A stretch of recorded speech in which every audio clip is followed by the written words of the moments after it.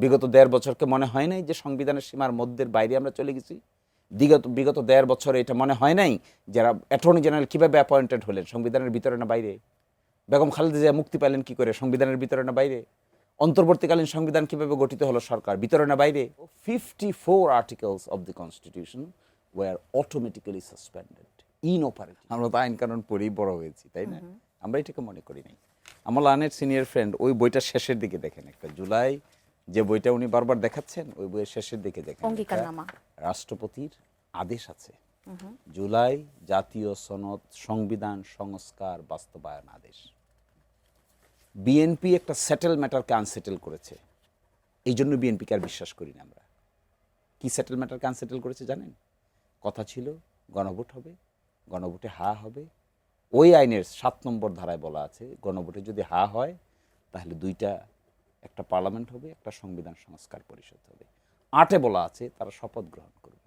৯-এ বলা আছে তারা কিভাবে শপথ গ্রহণ করবে। ১০-এ বলা আছে কিভাবে ওই সংস্কার পরিষদের অধিবেশন ডাকা হবে। আইনটা মানছেন না কেন? এটা কি আইন হয়েছে? আইন।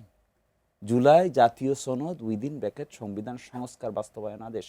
এই যে অহংকার, এই যে মেজরিটির জোরে মাইনরিটি দেশের আইনকে ভুলুণ্ঠিত করা, এই অহংকার ডেমোক্রেসিতে থাকতে নেই। একটা কার্যকর আইনকে কোনো আদালত অসাংবিধানিক ডিক্লেয়ার করার আগে, who are you the government?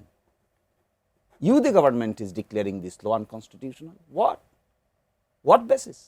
Did any court, competent court of Bangladesh, or any Supreme Court, or any bench of the High Court Division declare this law unconstitutional? রাষ্ট্রপতির এখতিয়ার আছে কি না? Can you decide it? It has to be decided by the court. Court decide করলো না, court কোনো সিদ্ধান্ত দিল না। যখন চিঠি দেওয়া হলো যে 2টা শপথ নেবেন আপনারা, একটা নিলেন আরেকটা ডিক্লাইন করলেন, তখনও তো সেকশন 10 আছে, তখনও তো সেকশন 7 আছে, তখনও তো সেকশন 8 আছে, তখনও তো সেকশন 9 আছে। এইটাকে আমরা বলছি দিস ইজ ডেঞ্জারাস মুভ। কিন্তু এই আদেশটা কি মানতে বাধ্য কিনা আমি জাস্ট এই প্রশ্নটি রাখতে চাই। অফকোর্স জুলাই জাতীয়, আপনি এখন ঢাকা বিশ্ববিদ্যালয়ের আদেশ, ঢাকা বিশ্ববিদ্যালয় কীভাবে পরিচালিত হয়? 1973 অর্ডার, আরপিও আসেন, আরপিও অর্ডার না? এখন তারা বলছেন যে এই অর্ডার দেওয়ার টাইম শেষ হয়ে গেছে, আর দিতে পারবে না, শুধু আপৎকালীন সময় দিতে পারত, এখন আর দিতে পারবে না। কেন? বিগত 1.5 বছরকে আপৎকালীন মনে হয় নাই? বিগত 1.5 বছরকে মনে হয় নাই যে সংবিধানের সীমার মধ্যের বাইরে আমরা চলে গেছি?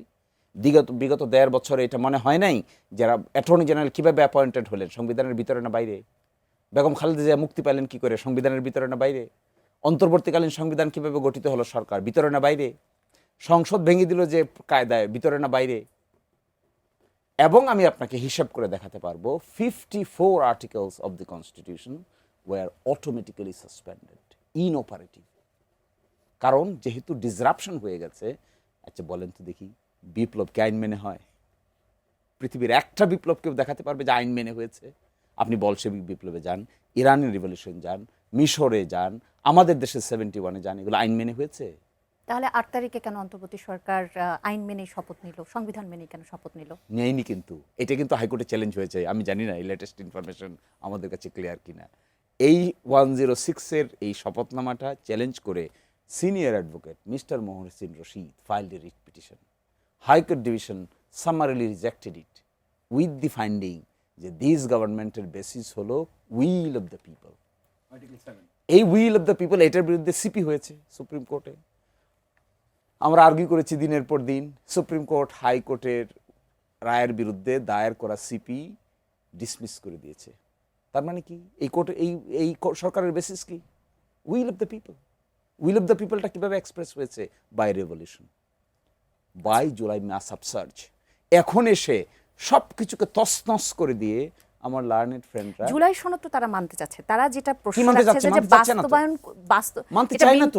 বলছে যে তারা মানছে। জুলাই কি মানছে? জুলাই সনদ বাস্তবায়ন আদেশ তো মানছে না, জুলাই সনদ মানছে। সনদ তো সবাই মানছে, সনদটা কি করে বাস্তবায়ন হবে? একটা আদেশ হয়েছে না, একটা প্রক্রিয়ার কথা বলা আছে না, সেটেলড আছে না, সেটা এই সেটেলটাকে আনসেটেল করছেন। তো বিতর্ক তো এইখানে ডেভেলপ।